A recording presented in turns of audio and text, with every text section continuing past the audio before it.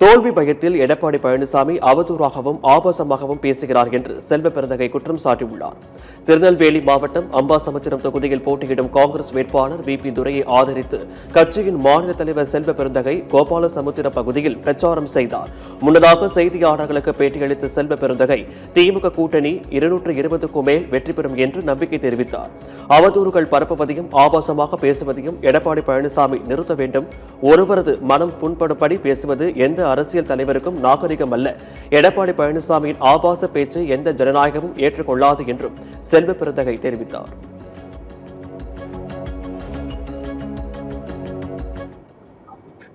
அவதூறுகள் பரப்புவதையும் ஆபாசமாக பேசுவதையும் எடப்பாடி பழனிசாமி அவர்கள் பிஜேபி நிறுத்திக் கொள்ள வேண்டும்.